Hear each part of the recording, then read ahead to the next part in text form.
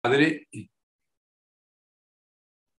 en el nombre del Padre, del Hijo y del Espíritu Santo. Amén. Amén. Queridos amigos, queridos hermanos, les saludo con cariño, con optimismo, con alegría, porque ya el triunfo del Inmaculado Corazón de María está comenzando y sabemos que al final su Inmaculado Corazón triunfará. Quiero comenzar con una breve oración. Estoy en este momento en Medjugorje. Es una gracia del cielo, es realmente estar en esta tierra donde el cielo baja cada día un pedazo en la Virgen María aquí a la tierra nuestra, y es exactamente en este lugar. Te quiero pedir, Virgen Santísima, en este día de tu fiesta, ¿verdad? En este mes de tu fiesta del Santo Rosario, acabamos de celebrar la fiesta exactamente el jueves 7, y hoy pues estamos en sábado, y es también un sábado siempre agradable a tu corazón, y en este mes de octubre en el que se honra tu nombre bajo el Santo Rosario. Intercede por nosotros, oh Virgen María. Pídele a Jesús que envíe el Espíritu Santo con gran poder. Dios te salve María, llena eres de gracia, el Señor es contigo, bendita tú eres entre todas las mujeres, bendito es el fruto de tu vientre, Jesús. Santa María, Madre de Dios, ruega por nosotros pecadores, ahora y en la hora de nuestra muerte. Amén. Virgen del Rosario, ruega por nosotros. San José, ruega por nosotros. En el nombre del Padre, del Hijo y del Espíritu Santo. Amén. Amén. Queridos hermanos, vamos a pensar un poquito, especialmente ustedes los casados. ¿Alguna vez pensaron que Dios quería que se casaran para ser santos? O sea, ¿alguno de ustedes, cuando era novio, cuando hizo su curso prematrimonial, dijo, me voy a casar para ser santo? Me temo que las preguntas o las respuestas de ustedes pues no sean lo que realmente quisiera que fueran, que algunos de ustedes o muchos o todos pudieran haber tenido la conciencia de que cuando Jesús instituye el sacramento del matrimonio, tenía presente la vocación, el llamado a la santidad dentro de ese estado de vida. Es más, Dios lo creó a usted, me creó a mí para ser santos. Si no, no nos hubiera creado. Lo que pasa es que no se nos ha explicado, no se nos ha educado. A veces ni siquiera en la iglesia suficientemente la razón por la cual estamos aquí en la tierra. Y es que Dios tiene un plan y un proyecto. Y evidentemente nos ha creado a todos para conocerle, servirle, amarle aquí en la tierra, y luego un día verle cara a cara en el cielo, siendo felices por toda la eternidad. O sea que lo natural en el ser humano no debiera ser el pecado, la corrupción, la maldad. Lo natural en nosotros debiera ser el bien, el amor, la alegría, la santidad. Alguno de ustedes se estará diciendo, bueno, ¿y el Padre por qué estará diciendo esto si vivimos en una gran fragilidad humana? Vivimos en un mundo de mucho pecado, pero al principio no fue así. Cuando Dios crea a nuestros padres, Adán y Eva, que por cierto los creó como matrimonio, como familia, los creó en santidad. Los creó siendo de una manera natural lo sobrenatural, porque Dios les comunicó de una vez una vida divina, la vida de la gracia, la vida sobrenatural, y Adán y Eva veían a Dios, se paseaban con él en el jardín del Edén, y era normal para ellos la comunión, la intimidad, la amistad con Dios, esa vida de la gracia. Ese era el plan inicial de Dios, el plan perfecto. Cuando Adán y Eva cometen el pecado, le abren las puertas a la serpiente, al mal. El mal no solo entra en la creación, sino que con el pecado original entró también el dominio en alguna manera y medida del maligno en nuestra propia vida, porque le abrimos esa rendija, esa ventana, esa puerta del pecado y luego seguimos pecando como si fuera lo normal y lo natural. Lo voy a decir de una manera más concreta. Miren, los seres humanos somos fundamentalmente buenos. A mí no me gusta que alguien le diga a otro que es malo, que no tiene remedio, que con él ya no hay nada que hacer. A veces me han traído niños, adolescentes, abuelitas o mamás diciendo, este muchacho es un diablo, este muchacho es malo. Y yo enseguida les corrijo, les digo, no, este muchacho es fundamentalmente bueno. Usted es fundamentalmente bueno. ¿Sabe por qué?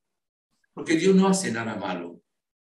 Usted es criatura de Dios, que la hizo Dios. Se sirvió de nuestros padres para la parte física, corporal, biológica, pero Dios creó el alma en el momento de la unión también de nuestros padres.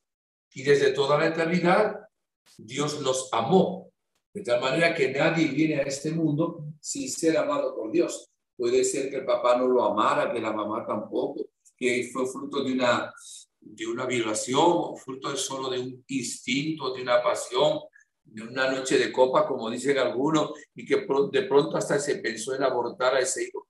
Pero en el plan de Dios, desde toda la eternidad, usted que iba a venir a este mundo, quienes habla, éramos amados por el Señor. Y Él nos iba a amar desde siempre, pero iba de un modo especial en el momento de la creación nuestra, colocar el alma, ¿verdad? Que iba a estar impregnada de todo el amor infinito del Señor. O sea que estamos en este mundo como una obra buena de Dios. No solo somos obra y criatura de Dios, somos imagen y semejanza de Dios. Dice que así comienza prácticamente el libro del Génesis, que significa origen, ¿verdad? La palabra de Dios. Ya en el mismo capítulo primero, el Señor nos dice, voy a leerlo de una vez, un pedacito, Génesis 1, 26, 28. Dijo Dios, hagamos al ser humano a nuestra imagen, como semejanza nuestra, y manden en los peces del mar y en las aves de los cielos, y en las bestias, y en todas las alimañas terrestres, y en todas las sierpes que serpean por la tierra. Creó pues Dios al ser humano a imagen suya. A imagen de Dios lo creó, macho y hembra los creó. Y bendíjolos Dios, y díjoles Dios, sean fecundos, multiplíquense, y hinchan la tierra, sométanla, manden en los peces del mar y en las aves de los cielos y en todo aquel animal que serpea sobre la tierra. Pero no solo somos criatura de Dios, imagen y semejanza de Dios, Dios quiso otorgarnos, por supuesto, gratuitamente, una vida que no correspondía a nuestra naturaleza humana, la vida sobrenatural, la vida divina, la vida de la gracia, la mismísima vida que viven Dios Padre, Dios Hijo y Dios Espíritu Santo. Fíjense si somos fundamentalmente buenos. Claro, después del pecado original, aun cuando fue borrado en el bautismo, queda una especie de cicatriz, queda una tendencia, una inclinación, por decirlo de alguna manera, una debilidad por el pecado original y por los pecados que hemos cometido. Pero seguimos siendo fundamentalmente buenos, porque además Jesús pagó el precio de su sangre por usted y por mí. O sea, valemos lo que vale la sangre de Cristo de una manera infinita. Entonces, saber esto es importante, porque cuando uno se cree malo, cree que no sirve, cree que no vale, cree que no tiene precio, pues no es feliz porque nadie ama lo que es feo. Y si uno se cree feo, se cree malo, ¿cómo se va a amar a sí mismo? O tiene la idea de sí mismo muy abajo, la estima, como se llama ahora la autoestima, la tiene en el sótano. Y el Señor quiere que nos amemos. Además, en el Antiguo Testamento estaba dado un mandato: ama al prójimo como a ti mismo. ¿Cómo voy a amar yo al prójimo si no me amo a mí mismo? Jesús luego aumentaría el grado del amor diciendo: amése como yo los he amado a ustedes. El Señor nos ama. Él no ama la maldad. Luego, si nos ama, es porque somos fundamentalmente buenos. Ahora, vuelvo y repito. Dios nos creó para hacer gloria suya, gloria de su nombre. Nos creó para ser felices. Nos creó para llegar un día al cielo. Nos creó para que le conozcamos. Nos creó para que tengamos vida eterna. Nos creó para que fuéramos santos. O sea que viene a ser dentro del plan de Dios, como, aunque es un don sobrenatural, pero es obvio, es natural, es lo correcto, es lo normal, que el ser humano camine por el sendero del bien. Lo raro, lo extraño, debiera ser la corrupción, la impureza, la violación, el pecado, la violencia, el suicidio, el homicidio, el adulterio. Eso es lo raro. Eso es lo antinatural. Lo hermoso es que seamos buenos, felices, en gracia de Dios, que nos amemos, que demos gloria a Dios, que nos sintamos hermanos todos los seres humanos, que vivamos en el amor. Y por eso, al tomar esta conciencia, nos va a ser más fácil también, sabiendo que Dios está con nosotros, cumplir también esta misión. Ahora, los seres humanos, ¿verdad?, que estamos aquí en la tierra, tenemos una vocación, o sea, un llamado de Dios, en primer lugar a la existencia, a la vida, pero luego nos llama a cumplir esa misión de la cual les hablaba, y hay distintas vocaciones.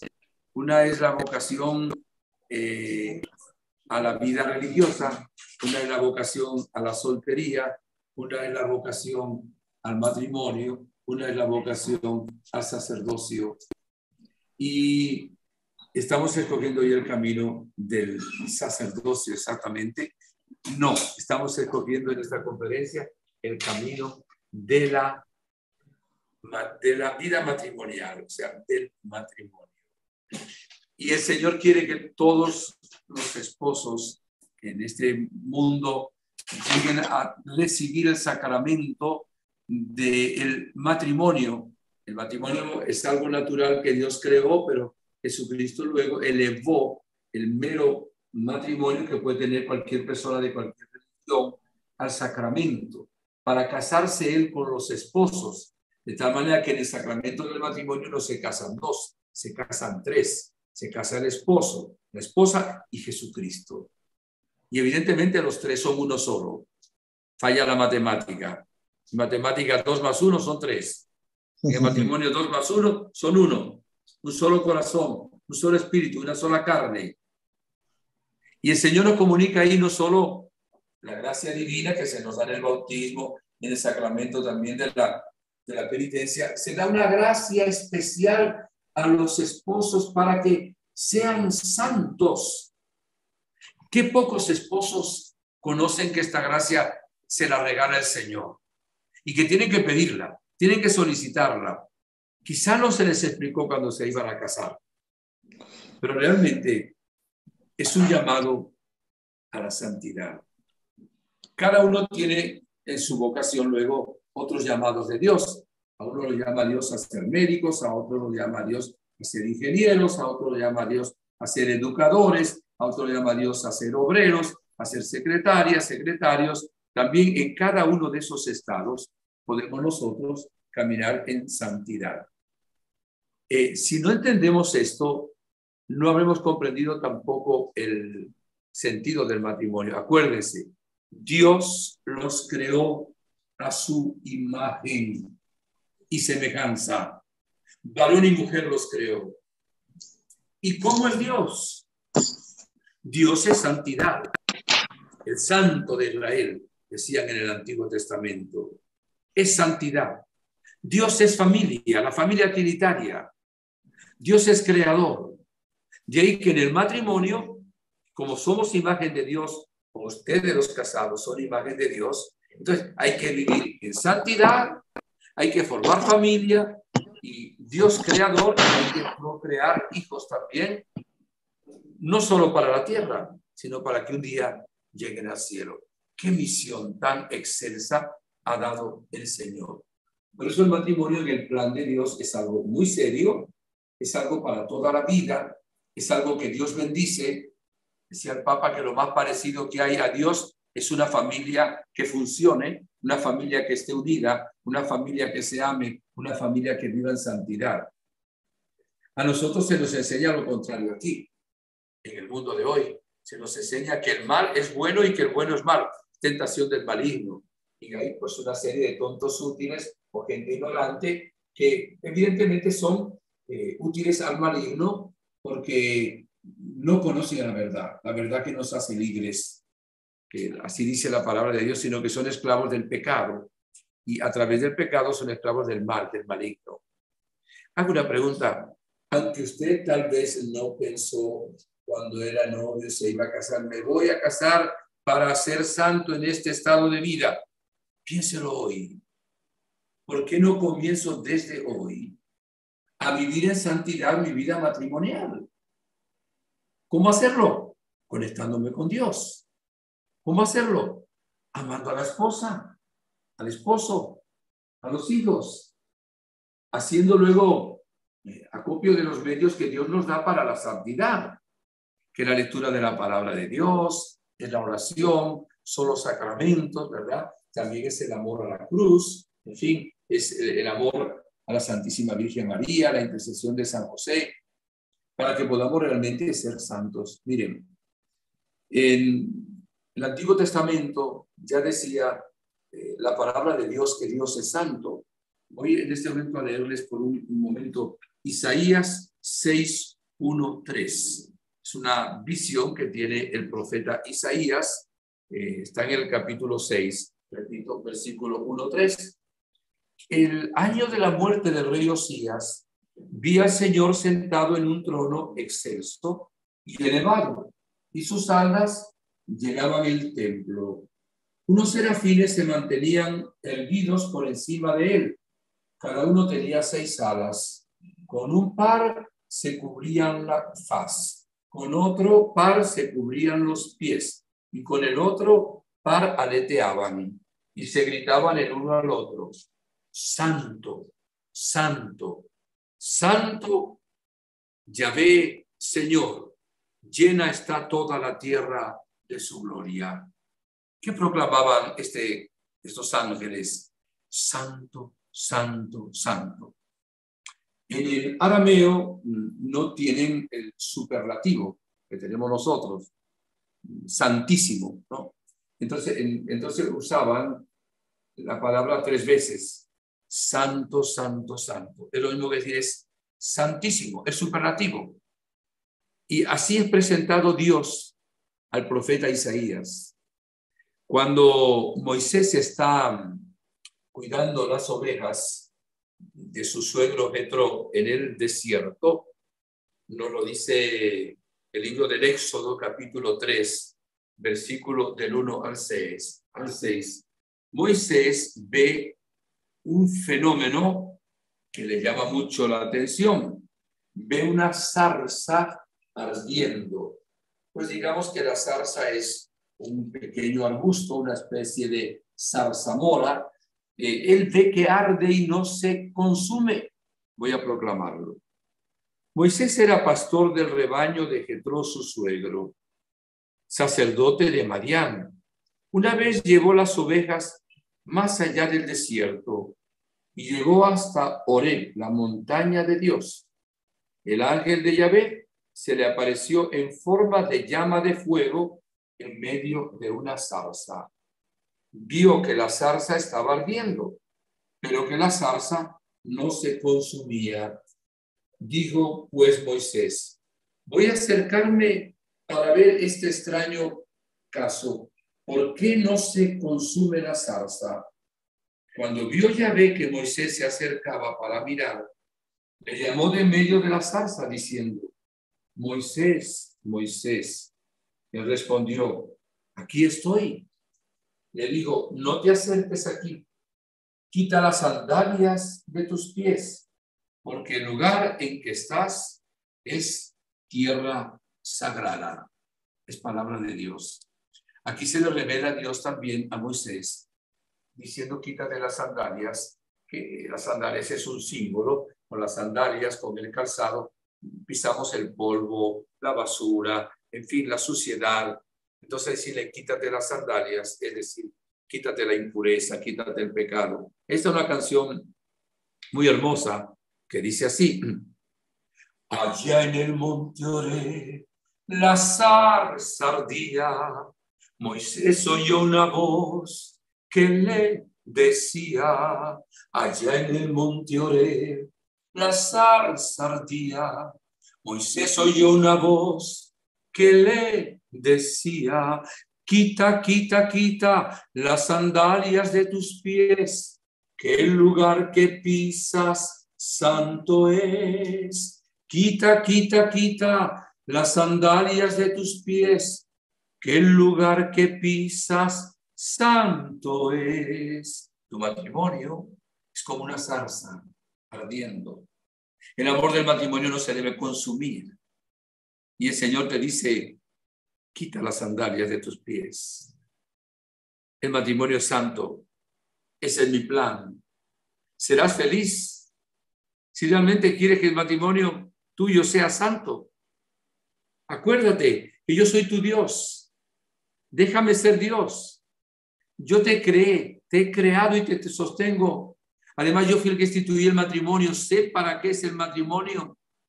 Si tú has elegido caminar en esta vocación matrimonial, quiero que seas santo en el matrimonio, porque me perteneces. El mismo matrimonio también me pertenece a mí.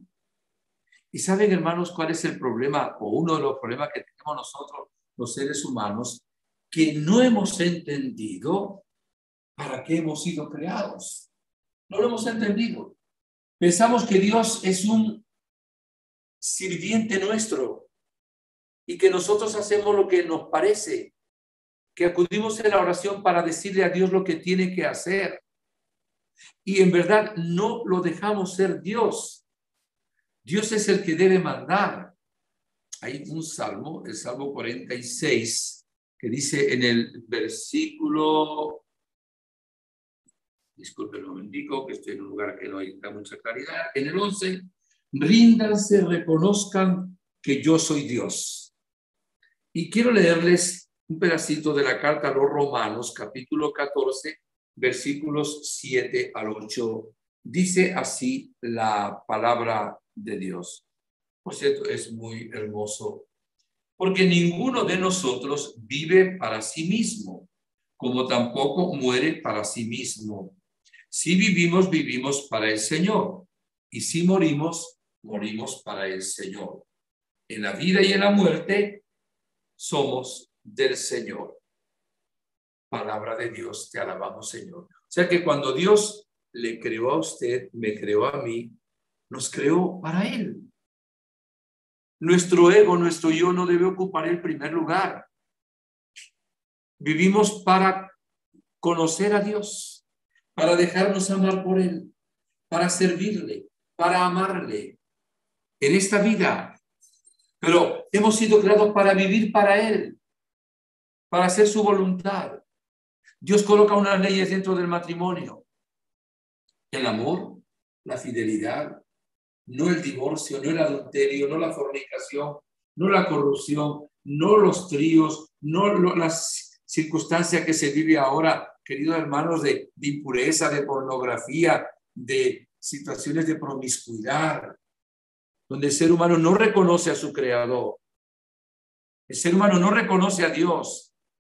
No lo reconoce tampoco en lo que Dios ha creado, sino que se constituye como un ídolo, como un Dios, y quiere hacer lo que le dé la gana, buscando solo el placer a como dé lugar. ¿Cómo el ser humano ha escogido el aborto? Cuando Dios dice no matarás, quinto mandamiento de la ley de Dios. Y la mujer puede decir, es que yo soy dueña de mi cuerpo, es que el hijo que llevas en tus entrañas no es tu cuerpo, es una criatura nueva, es tu hijo. ¿Y con qué derecho tú le quitas la vida? Cuando Dios dice no matarás, ni matarás a ese niño que está en el vientre materno, ni matarás a nadie, ni tampoco querrás quitarte la vida en una eutanasia que viene a ser también un suicidio asistido, porque Dios es el Señor. Y de ahí vienen todos los males, cuando Dios no ocupa el primer lugar de nuestra propia existencia y cuando no vivimos las normas de el inventor de nuestra vida, que es creador más que inventor. Pero es una manera humana de entenderlo. Cuando alguien se compra un artefacto, digamos una nevera, por decir algo, hay un manual de instrucciones para que funcione bien ese artefacto. Hay que enchufarlo en la corriente de vida. Hay que hacer lo que dice ahí, hay que darle el mantenimiento. Si yo a una nevera que funciona con 110 le coloco 220, se quema, no porque sea mala, sino porque yo no llevé a cabo las instrucciones o el manual del fabricante. Dios es el fabricante de su vida y de la mía, de su matrimonio y de su familia. Para que funcione el matrimonio, para que funcione la familia, tenemos que vivir realmente en santidad. Si le preguntara a ustedes si quieren ir al cielo, me imagino que todos o casi todos quieren ir al cielo. Dice la carta a los Hebreos, sin santidad nadie verá al Señor. No se nos enseñó que no es difícil ser santo, no es fácil, pero no es imposible. Con la gracia de Dios es posible. Dios no manda nada imposible. En la carta de San Pablo a los Efesios, en el capítulo 1, versículo 3 y 6, dice así, es Dios quien habla. Bendito sea el Dios y Padre de nuestro Señor Jesucristo, que nos ha bendecido con toda clase de bendiciones espirituales en los cielos en Cristo. Oigan bien, por cuanto nos ha elegido en Él antes de la fundación del mundo para ser santos e inmaculados en su presencia en el amor. Lo dice Dios, te he elegido desde antes de crear el mundo para que seas santo e inmaculado en mi presencia. Por eso el Señor, repito, nos deja los sacramentos y en el caso de ustedes los casados, el sacramento del matrimonio, para comunicarles la gracia divina que uno humanamente hablando no puede por sí solo lograr. Acordémonos que hay varias clases de vida. Una es la vida vegetal de un árbol, de una flor, de la hierba. Una es la vida animal, un pájaro, un perro, etc. Otra es la vida humana, un recién nacido. Y otra es la vida sobrehumana, la vida divina, la vida sobrenatural, la vida de la gracia, la vida que vive Dios Padre, Dios Hijo, Dios Espíritu Santo, que se nos comunica en el bautismo. Y si alguien tuvo la desgracia de perderla en el sacramento de la penitencia, confesión o reconciliación, el sacramento de misericordia. Después de Dios, que es el valor número 1, no hay valor más grande que la gracia de Dios. El Salmo 62, en el versículo 4, dice, tu gracia vale más que la vida. De tal manera que Dios es santidad, nos creó a su imagen, nos invita luego a ser santos. Así lo dirá luego también en la primera carta de San Pedro, en el capítulo 1, versículo 14-16. Y esta carta cita en esos versículos que estoy diciéndole, el libro del Levítico, capítulo 17, versículo 1, y el libro del Éxodo, capítulo 19, versículos del 3 al 6. Miren lo que dice esta palabra. Como hijos obedientes, no se amolden a sus apetencias de antes, del tiempo de su ignorancia. Más bien, así como el que les ha llamado es santo, así también ustedes sean santos en toda su conducta. Como dice la Escritura, serán santos porque yo soy santo. Es palabra de Dios. Quizá podamos entender también un poco el porqué del purgatorio, porque nadie puede entrar al cielo sin santidad. Lo dice la canción, toma la carta a los Hebreos. Sin santidad nadie verá al Señor. Sin santidad nadie verá al Señor. Y luego dice, pero yo sé que le veré y con su espíritu me santificaré. Pero yo sé que le veré y con su espíritu me santificaré. Miren, la santidad no consiste en hacer algo raro. Es hacer las cosas bien, con calidad, con excelencia. Evidentemente es creer en Dios, creer en Jesús como Salvador, como Señor, como Rey glórico. No basta creer en Él. Los hermanos separados dicen, si usted cometió muchos pecados, pero acepta a Jesús como Salvador, es salvo. La palabra de Dios dice, no todo el que diga Señor, Señor, entrará en el reino de los cielos, sino el que hace la voluntad de mi Padre que está en los cielos. O sea, sí hay que tener fe en Jesús, y si no, no nos salvamos, si es por culpa propia el no tener esa fe. Pero, o sea, si es por culpa propia el no tenerla, entonces no nos salvamos. Pero tenemos que cumplir los mandamientos de la ley de Dios. Pues tampoco son tan difíciles, ¿verdad? No robar, no matar, no cometer actos impuros, no decir mentiras, no ser la mujer del prójimo, ir a la misa los domingos, santificar las fiestas, no tomar el nombre de Dios en vano, amar a Dios sobre todas las cosas, que es el primero, por supuesto. No es tan difícil. Consiste no en hacer cosas extraordinarias, sino en hacer las cosas ordinarias de una manera extraordinaria. Hacerlas bien, hacerlas con amor, las que son normales, lo que no es pecado, porque si uno está metido, qué sé yo, en la droga, está metido en el negocio qué sé yo, de la violencia, de la trata de blancas, o qué sé yo, de cualquier cosa, de la prostitución, evidentemente que no vas a hacer ahí bien lo que no puedes hacer bien, porque estás ofendiendo a Dios en esos actos pecaminosos. Pero es que hay gente que cree que ser santo es ser un bicho raro, o que ser santo es que lo pongan en una imagen, qué sé yo, en el templo. No, la santidad es vivir normalmente la vida humana en su calidad, en su excelencia. San Juan Bosco decía, la santidad consiste en estar siempre muy alegres. Qué interesante. Y la santidad, pues, hacer el cumplimiento de nuestro deber. Vamos ahora a la santidad en el matrimonio. Primero, tenemos que colocar a Dios como el dueño de nuestra familia.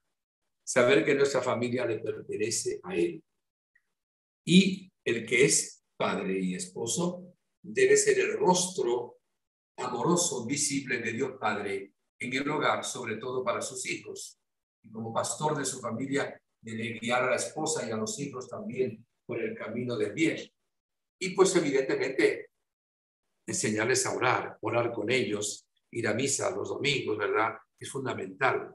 Y luego hacer bien los deberes de esposo, los deberes de padre y el lugar donde trabaje también esos deberes. El muchacho tiene que obedecer a sus padres mientras es menor de edad y no se ha independizado todavía económica de ellos. Mientras no suceda eso, debe obediencia, pero siempre debemos respeto a los padres sin importar la edad que tenemos. Siempre el respeto a los padres es fundamental. Y el que es estudiante, pues estudiar, ser ordenado en su cuarto, la muchacha ser ordenadita también en sus propias cosas. O sea, tenemos que hacer lo que nos toca en normalidad. Pero Dios no nos priva de ser felices. Hay gente que piensa, es que si yo me entrego a Dios, yo no puedo divertirme. ¿Quién te ha dicho eso a ti? Dios permite la diversión. Si el cielo es comparado a una fiesta con manjares suculentos y vinos de solera. Cristo iba a fiestas, cambió el agua en vino y era para que regara las plantas, no era para que se lo bebiera. Dios no nos prohíbe comer sanamente, no nos prohíbe beber sanamente. Emborracharse, por supuesto que no es agradable a Dios. Hasta el brindar sanamente, una música que no sea satánica, que no sea una música mala, Dios te permite una música, te permite un baile sano, te permite una diversión, te permite que vayas al cine, que vayas a ver una película que sea buena, que no sea mala la película, te permite que vayas a una fiesta, que hagas deporte. Hay personas que piensan que Dios es un aguafiestas. No. Dios sabe que estamos aquí en la tierra. Es cierto que tenemos que tener los pies en el suelo y la cabeza en el cielo, pero mientras estamos aquí abajo, no somos ángeles. Tenemos que comer, tenemos que beber, tenemos que divertirnos, tenemos que dormir, tenemos que tener vacaciones. Es la misma vida vivida de acuerdo a la voluntad de Dios. Repito, es hacer lo ordinario de una manera extraordinaria. No es hacer cosas extraordinarias. Esas las hace Dios y se manifiesta muchas veces en la vida de los santos. Luego, joven, si tú piensas que Dios te llama a hacer un aguafiestas o a amargarte la vida por servirte a Él, no pienses así.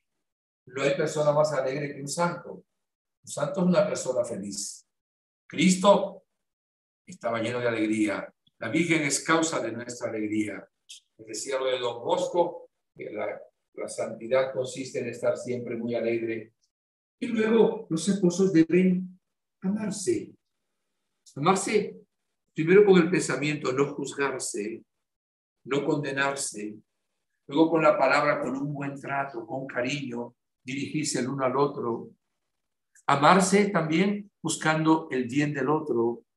Amándose también en la intimidad, buscando no solo el placer propio, sino buscando realmente esa comprensión mutua, esa intimidad de ambos, que también está puesto en el plan de Dios como algo bueno y agradable dentro del matrimonio. Realizando su matrimonio de acuerdo a las leyes de la naturaleza, no en contra de la naturaleza, no buscando el placer por placer, sino buscando realmente el cumplimiento de la voluntad de Dios. Cada vez que dos esposos se aman y están en intimidad, están haciendo un acto santo y agradable a Dios. Si lo hacen como es debido, de acuerdo a la naturaleza. Pero cuando alguien es adúltero, cuando alguien comienza a ser infiel, entonces entra la situación de pecado en el mundo. O cuando se insulta, se ofende, se grita, cuando se guarda odio, rencor. ¿Sabe qué es hermoso? Dialogar, comer juntos. Y qué difícil es que hasta los hijos con el móvil, el celular, puedan estar juntos en torno a la mesa. Para los padres digan a la hora de comer, se deja el móvil, el celular en otra parte, no se atienden llamadas para que compartamos en la familia, porque somos una familia. Y en el momento de oración no hay móvil y celular, y en el momento de comer tampoco debiera haberlo, a menos que haya una llamada que es urgentísima, un médico que está de guardia y de pronto tiene que tener su teléfono, o qué sé yo, alguien que está por excepción, ¿verdad?, esperando una llamada demasiado urgente. Ese diálogo, ese cariño, mire, empezar por tratarse bien, darle gracias. Cuando la mamá trae un vaso de agua, decirle gracias, mami. Buenas tardes, buenos días, mi amor, ¿cómo amaneciste? Buenas noches, hasta mañana, que sueñe con unos angelitos. Te deseo que tengas unos sueños de oro. Que mañana realmente te despiertes a un nuevo día con gozo. Dale un beso antes de acostarte a dormir a tu esposa, a tu esposo. Ese tratarse bien, sin la ofensa, con la palabra constructiva, con la palabra bonita, es una manera de ser santos en la vida matrimonial. Hay gente que se la pasa siempre de mal humor, siempre gritándose, siempre ofendiendo, siempre insultando, siempre rabioso, enfadado. Pobrecitos. Están contaminando al mundo, están contaminando la familia, están amargando a los demás, son corona de espinas todo el tiempo. Qué hermoso es tener buen humor y animarnos con una palabra constructiva, dejando el pesimismo, dejando el insulto, perdonándolos. Esa es la santidad. ¿Okay? Repito, hay gente que cree que la santidad es algo raro. No. Y el Señor nos quiere santos. En cualquier vocación a la cual nos ha llamado, nos quiere santos dentro de la vida sacerdotal, a la persona que es viuda, a la persona que está soltera, a la persona que es religiosa, les quiere también santos. Cada uno en ese estado de vida lo quiere Dios y la felicidad está en ese camino. Y así podemos entrar en el cielo el día de mañana. ¿Es santo su matrimonio? ¿Es santa su familia? ¿Educó usted a sus hijos desde pequeños para que creyeran en Dios? Qué triste debe ser cuando una persona nunca escuchó a su padre. Me decía una persona hace no tanto tiempo, nunca vi a mi padre orar. Ese día me tocó estar en casa de esa familia por alguna razón y dije, vamos a hacer una breve oración, repitan conmigo. Y oraron. Y una de las personas, ¿verdad? Después de los hijos de este señor me decía, nunca en la vida vi a mi padre orar. Primera vez, padre, ahora que usted está aquí. ¿Y qué decía San Alfonso de María de Ligorio? El que ora se salva, el que no ora se condena. Si uno no ora, no se comunica con Dios. La oración es la comunicación con Dios. Les he dicho esto también, lo leí, no sé si la estadística es cierta. Cuando educa un padre a sus hijos en la fe, hay una perseverancia de un 73%. Cuando educa solo la madre, hay una perseverancia de un 3%. Porque el hijo dice, mi papá no reza, mi papá no le gusta el rosario, mi papá no va a la misa, mi papá no ora antes de comer, mi papá se sube al carro y nunca se acuerda de Dios. Y como la idea de que el hombre es el grande en el hogar, su padre, pues los niños crecen sin la motivación auténtica por la falta de padre. Los padres muchas veces no se han dado cuenta de que no solo tienen la misión de procrear, y no solo tienen la misión de proveer de la comida, del vestido, de la educación. Los padres tienen el deber de transmitir el rostro de Dios a sus hijos y llevarlos por el camino también de la santidad y de la vida cristiana. Cuando un niño de 2, 3 años ve a su papá que antes de acostarse se arrodilla ante la cama, junta sus manos y reza un Padre Nuestro, una Ave María, y que antes de sentarse a comer le da gracias a Dios por la comida, ese niño crece con los 2, 3, 4, 5, 6, 8, 9, 10 años sabiendo que hay un ser supremo que se llama Dios, porque ve a su padre. Y evidentemente si un día su padre se olvida que papá, no oramos hoy. Va a ser natural para él la oración porque ha visto a su padre.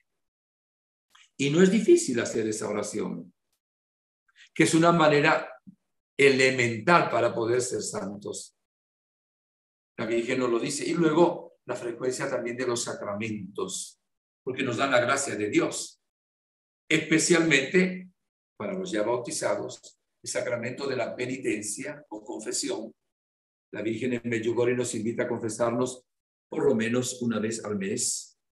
Yo trato desde que era un seminarista, yo entré en el seminario a los 12 años de edad, y de confesarme todas las semanas.